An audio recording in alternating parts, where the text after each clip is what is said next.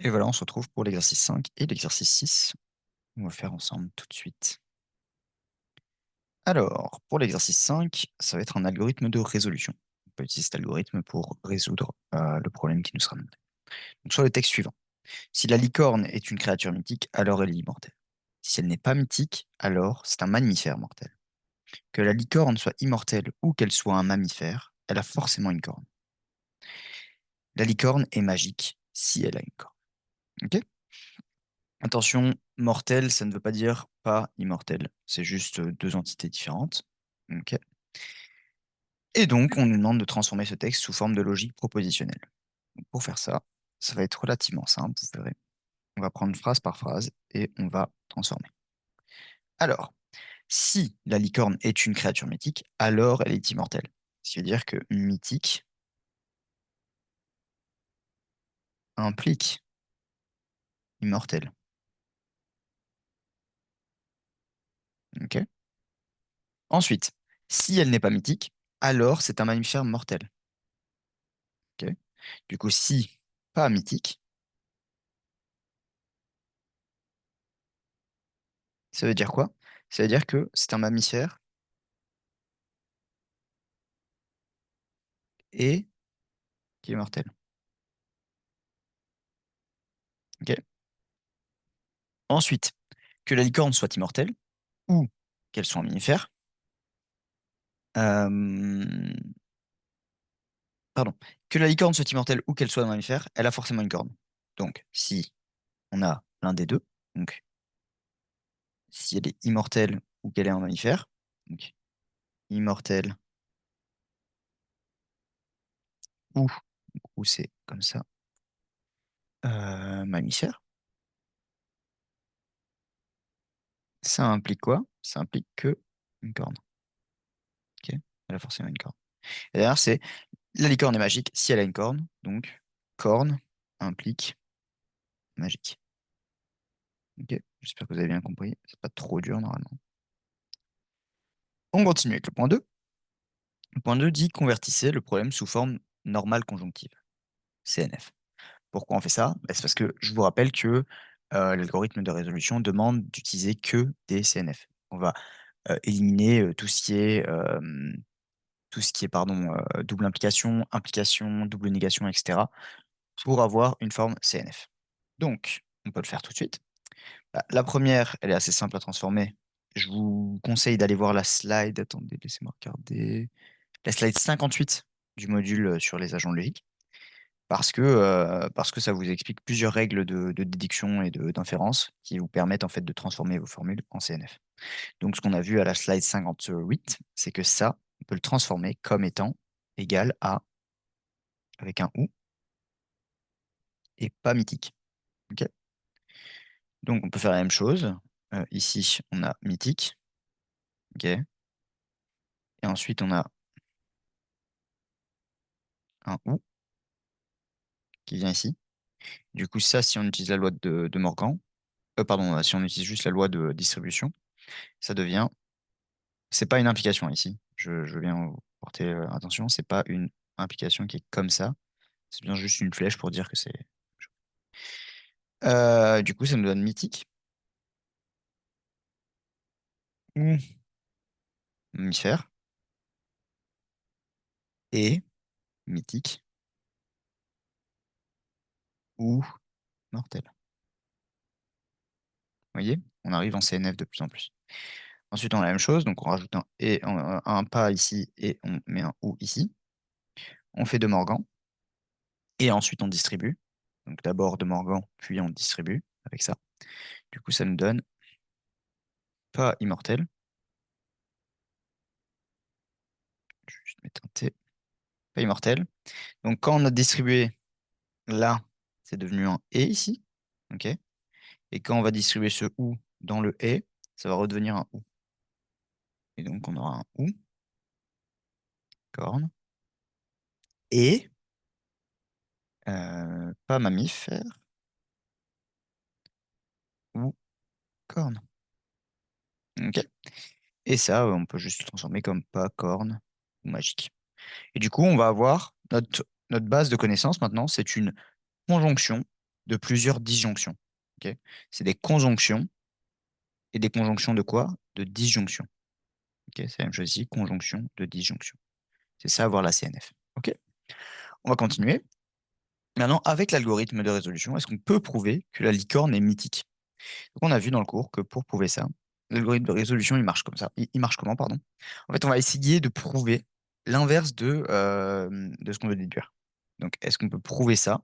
Bah, l'algorithme de résolution, il marche l'inverse. Donc, en gros, pour montrer que c'est mythique, on va essayer de prouver que euh, la licorne n'est pas mythique.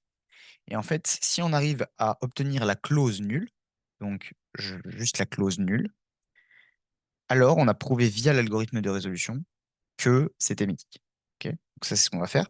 Donc notre base de données, on va rajouter pas mythique. Mythique. Ok. On a rajouté cette expression. Et ensuite, on va faire des liaisons, etc. Et on va utiliser des règles de déduction pour pouvoir justement obtenir, en espérant obtenir la clause nulle. Du coup, on n'a pas mythique. On a surtout aussi, je vais rajouter tout ce qu'on avait ici au-dessus. On n'a pas mythique ou immortel. On a mythique ou immortel, ou mammifère. On a mythique ou mortel. Je vais rajouter un M. On a pas immortel ou corne. On a pas mammifère ou corne. Et on a pas corne ou magie. Et du coup, ce qu'on va faire, c'est qu'on va associer plusieurs clauses ensemble pour pouvoir déduire de nouvelles choses, avoir de nouvelles choses dans notre base de données, et du coup, pouvoir déduire encore de nouvelles choses jusqu'à arriver à ce qu'on espère, la clause nulle. Donc, ce qu'on va faire ici, c'est que je vais prendre ne pas être mythique et mes deux expressions ici. Et vous allez voir que, en fait, si je dis que je ne suis pas mythique pardon, et que je suis mythique ou mammifère, ça veut dire que je suis nécessairement mammifère. Ok. Donc, mammifère. Même chose en dessous. Si je suis pas mythique, mais que je suis mythique ou mortel, bah, je suis forcément mortel. Ensuite, j'ai mammifère. Et je vois que j'ai pas mammifère ici. C'est-à-dire que si je suis mammifère et que je suis pas mammifère ou corne, ça veut dire que je suis forcément corne.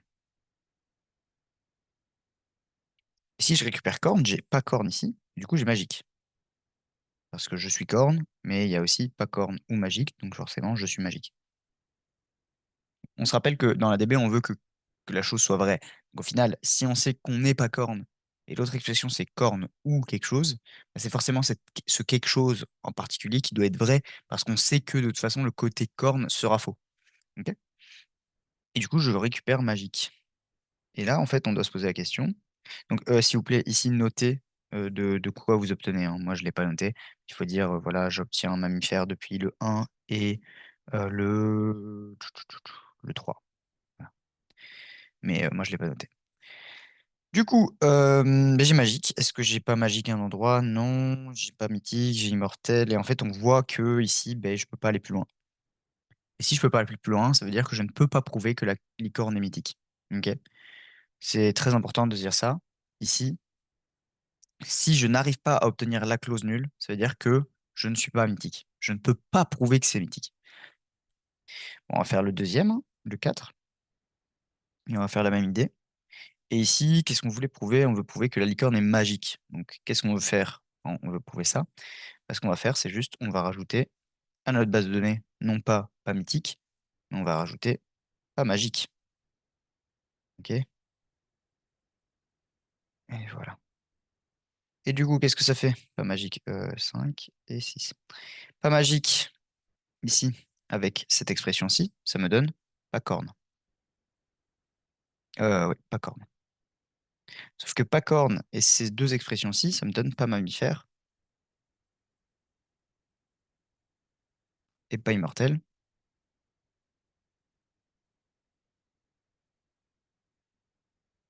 OK? Sauf que pas immortel et pas mammifère, il me donne quoi? Bah, ici, j'ai immortel, donc ça me donne pas mythique. Et j'ai pas mammifère, ça donne mythique. OK? On remarque, hein. Donc là, j'ai mythique, qui vient de quoi? Qui vient de l'application de mon 10 et mon 3. Voilà. 10, c'est pas mammifère. Et ici, le 3, il y a un mammifère, donc j'obtiens mythique. Et ensuite, je vais avoir le 12, qui est pas mythique. Que lui, j'obtiens via 9 et 2. Et on remarque en fait que j'ai mythique et j'ai pas mythique. Donc, je peux mettre les deux ensemble. Et j'obtiens quoi? J'obtiens cette fameuse clause nulle. Ici. J'obtiens la clause nulle via 11 et 12. Et du coup, bah, si j'ai la clause nulle, ça veut dire quoi? Ça veut dire que je peux prouver. Enfin, on ne peut pas prouver pas magique, ce qui veut dire qu'on prouve que la licorne est magique. Voilà. J'espère que vous avez bien compris. Mais du coup, on a réussi à ne pas réussir à prouver pas magique, donc notre licorne est magique. D'accord? Voilà, c'est ça qui conclut notre exercice. J'espère que vous avez bien compris le déroulé d'un exercice de résolution via l'algorithme de résolution. Normalement, c'est assez simple. Vous devez garder en tête de transformer le texte en logique, puis utiliser la forme normale conjonctive, et ensuite utiliser l'algorithme de résolution. Ok. Passons à l'exercice 6 sur les clauses de Horn, qui sont des clauses un peu spéciales. Et pourquoi c'est très intéressant, les clauses de Horn? C'est parce qu'en fait, les clauses de Horn nous permettent d'utiliser des algorithmes de résolution qui sont très efficaces. Ok. En fait, la complexité, elle est linéaire pour la résolution d'une base de données si on n'a que des clauses de Horn dans cette base de données. Ok. Donc, ici, on va demander quelles sont les clauses équivalentes à des clauses de Horn. Et il faut se retenir que, qu'est-ce que c'est une clause de Horn? Alors, une clause de Horn, c'est ça où c'est hyper important, c'est que c'est en fait soit des éléments où on a des conjonctions entre plusieurs éléments, pardon, etc. Et ça implique P, ou alors ça implique false. Ok. C'est ça une clause de Horn. Ok. C'est ça. Donc la première, c'est une definite clause. La deuxième, c'est une goal clause. Ok. Et en fait, ça revient à être équivalent à bah, en fait, on en a une ici. C'est des disjonctions, donc des ou, mais où un seul élément, ou zéro, est positif. Ok. Donc ici, c'est le A. Donc c'est ça que j'ai envie que vous gardez en tête. Et en fait, ça, c'est très important. Et vous pouvez le voir dans les slides du cours. Comment est-ce qu'on fait cette transformation entre ça et ce qu'on avait avant avec des disjonctions? En fait, c'est avec les règles d'inférence qu'on a utilisées, c'est les mêmes qu'on a utilisées ici, par exemple, pour transformer ça en ça. OK? Ça, je vous laisse lire dans les slides, mais du coup, on va faire l'exercice. Alors, quelles sont les clauses de Horn? Bah, du coup, A, il n'y a il n'y a qu'une seule formule qui est positive. Donc, B, c'est bon. Ensuite, D implique A, bah, c'est ce qu'on a ici. C'est juste qu'on a que D de ce côté-là. Même chose pour celui d'en dessous. Enfin, D implique A. Ça change rien. En fait, le sens d'une implication ne change absolument rien. Ensuite, D implique quelque chose, mais ça, on a vu que c'était pas possible. Donc non, E n'est pas bon. F, bah, comme je vous ai dit, c'est bon parce qu'en fait, ça, on peut le transformer de façon à avoir E et D qui implique A. Et du coup, ben, ça revient à être une clause de Horn, une definite clause de Horn. G, c'est pas bon parce que c'est une disjonction. H, c'est pas bon parce que on a plus d'éléments qu'un seul à gauche de l'implication.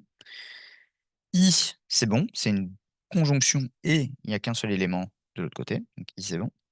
Et ensuite, J, c'est pas bon parce qu'on a une conjonction, on est content. Mais ici, on remarque qu'on a un négatif. Donc ça veut dire que quand on le transforme, on aurait eu plusieurs éléments positifs. Donc ce n'est pas une clause d'ordre.